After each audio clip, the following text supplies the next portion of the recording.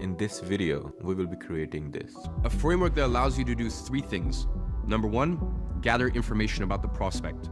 Number two, uncover what is the real problem that they are facing. And number three is present a solution that solves their exact problem. Also, if you want to work with me, links will be in the description where you can contact me and we will see if we will make a good team. Okay, so I'll start off with an old paper texture. Go to Google and search for an old paper texture. Go to images. 12 seconds later. I have found this one on Free Pick for free. Import the image in After Effects and draw a rectangle.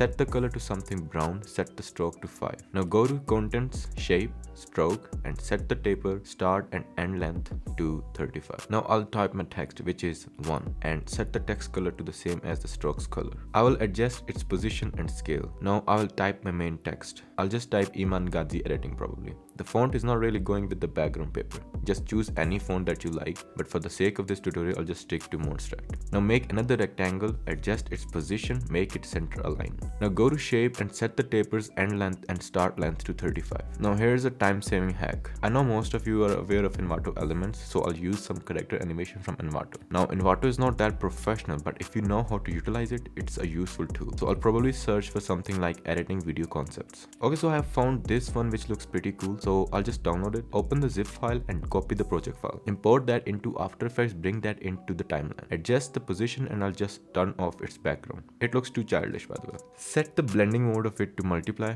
Oh, the line is pretty long. I'll just shorten its length. Adjust its position and it's looking good so far. Draw a mask on the character and increase its feather. Reduce the opacity a little bit. Now create an adjustment layer and go to Effects and Presets and search for noise. Set the noise to 11. Now pre-compose all the layers and adjust its position and scale.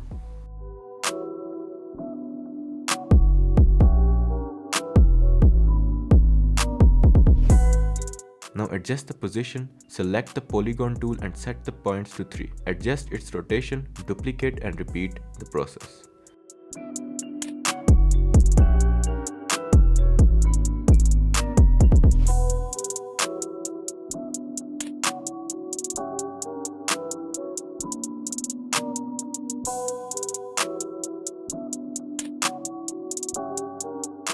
Now press P and Shift R, put a keyframe, skip a few frames and put a keyframe. Move all three triangles out of the scene. Go to Graph and move the handles closer to each other. Make it look like a mountain. Now it's looking smooth so far. Now go to the project and duplicate the composition from the project, not from the timeline. Now adjust its position and scale, move it behind the main composition and reduce its opacity to something like 20. Now go to the project and duplicate this composition again. Drag and drop it into the timeline and do the same.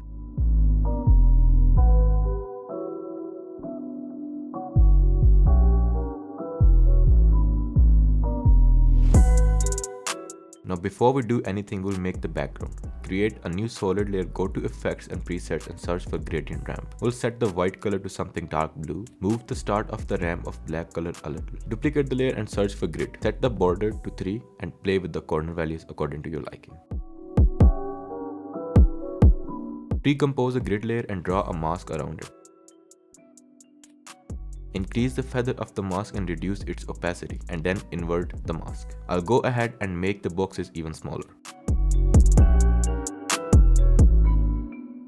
Okay, it looks good. Now the other composition that we duplicated from the project are like templates. All you have to do is write down your text and add your graphics. For example, if you want to add your graphics, since we have already downloaded some character animations, select the composition in the timeline and select any character that you want. Hold Alt and place it onto the composition. And there you go. Everything is done for you. This saves a ton of time and you don't really have to create everything from scratch again. Now it's time to animate or make the transitions for these. Select all the compositions, press press P, Shift plus S and Shift plus T. Put a keyframe, skip a few frames and put another keyframe. Put a keyframe, skip a few frames and put another keyframe. Now go to the last keyframes and here comes the main part. Reduce the scale of the main composition to 78, same as the other papers. I'll just go ahead and copy and paste the position of this composition to this one and move the composition to the right. Reduce its opacity to 20, move the other one to the left. Now increase the scale of this composition since we are making the transition for this one and bring it to the center and set its opacity to 100. By the way, you can change the numbering.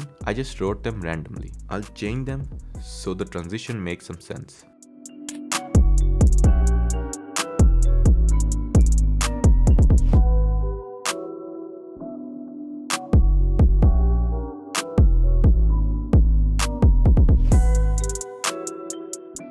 Now select all the keyframes and press F9 and adjust the graph.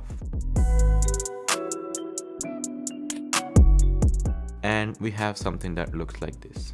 But there's more. Now as you can see, the other two papers feel like they are on top of the main layer. To resolve this, move the main composition on top of both layers and make a cut when all the layers switch the position so the transition looks smooth. And there you go. Now time for some final touches. Now pre-compose all the shape layers, go to effects and presets and search for deep glow. Tick this box and set the exposure to 0.60. Now move the cube composition to the top of the timeline. Now create an adjustment layer, go to effects and presets, search for posterize time and set the frame rate to 14. Search for turbulent displays, set the amount to 2 and size to 100. Duplicate the turbulent displays and set the amount to 35 and size to 2. And here's the final version.